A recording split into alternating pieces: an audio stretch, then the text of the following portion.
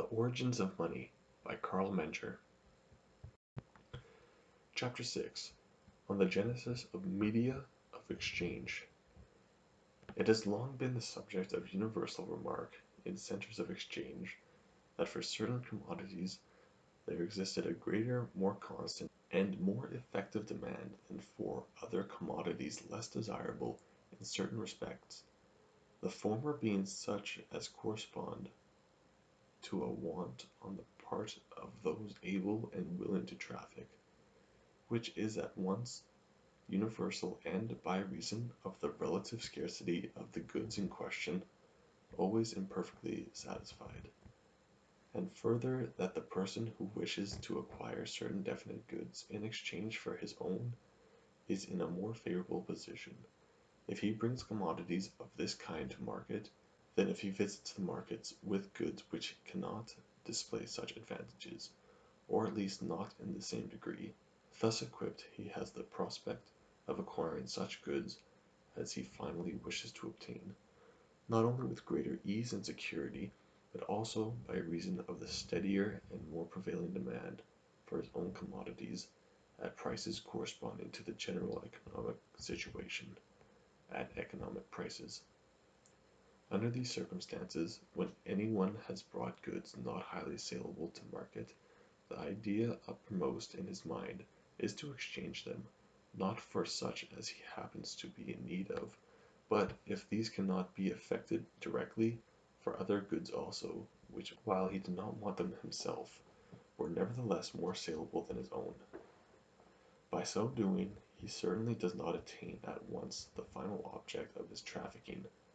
to wit the acquisition of goods needful to himself, yet he draws nearer to that object.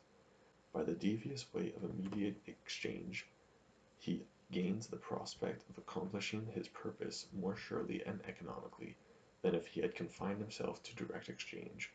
Now, in point of fact, this seems everywhere to have been the case.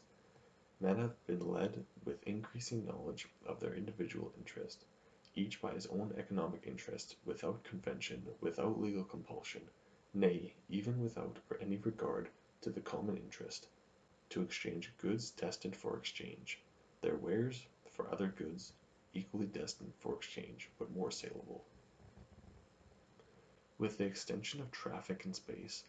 and with the expansion over ever longer intervals of time of provision for satisfying material needs, each individual will learn from his own economic interests to take good heed that he bartered his less saleable goods for those special commodities which displayed, beside the attraction of being highly saleable in the particular locality,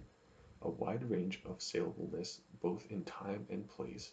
These wares would be qualified by their costliness, easy transportability, and fitness for preservation, in connection with the circumstance in their corresponding to a steady and widely distributed demand, to ensure to the possessor a power, not only here and now,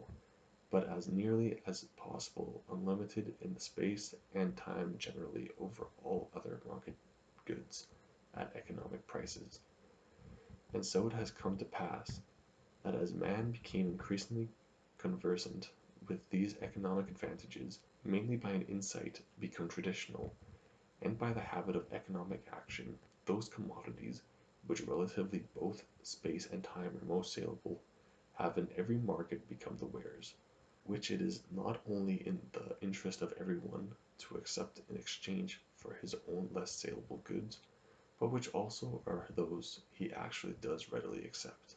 and their superior salableness depends only upon the relatively inferior salableness of every other kind of commodity, by which alone they have been able to become generally acceptable media of exchange. It is obvious how highly significant a factor is habit in the genesis of such generally serviceable means of exchange. It lies in the economic interest of each trafficking individual to exchange less saleable for more saleable commodities, but the willing acceptance of medium of exchange presupposes already a knowledge of these interests on the part of those economic subjects who are expected to accept in exchange for their wares a commodity which, in and by itself, is perhaps entirely useless to them. It is certain that this knowledge will never arise in every part of a nation at the same time. It is only in the first instance a limited number of economic subjects who will recognize the advantage in such procedure, an advantage which in and by itself is independent of the general recognition of a commodity as a medium of exchange, inasmuch as such an exchange always and under all circumstances brings the economic unit of a good deal nearer to his goal, to the acquisition of useful things of which he really stands in need. But it is admitted that there is no better method of enlightening anyone about his economic interest than that he perceive the economic success of those who use the right means to secure their own.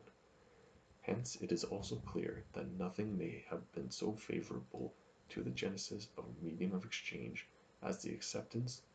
on the part of the most discerning and capable economic subjects, for their own economic gain, and over a considerable period of time, of eminently saleable goods in preference to all others. In this way practice and a habit have certainly contributed not a little to cause goods,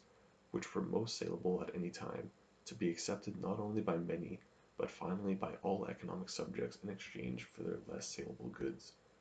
And not only so, but to be accepted from the first with the intention of exchanging them away again.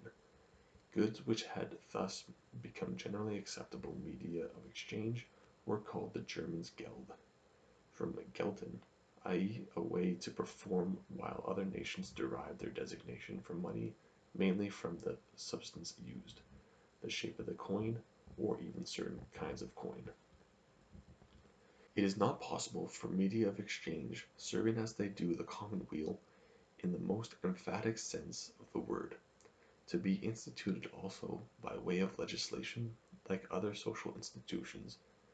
But this is neither the only nor the primary mode in which money has taken its origin. This is much more to be traced in the process depicted above. Notwithstanding the nature of the process would be but very incompletely explained if we were to call it organic, or denote money as something primordial or primeval growth, and so forth. Putting aside assumptions which are historically unsound, we can only come fully to understand the origin of money by learning to view the establishment of the social procedure,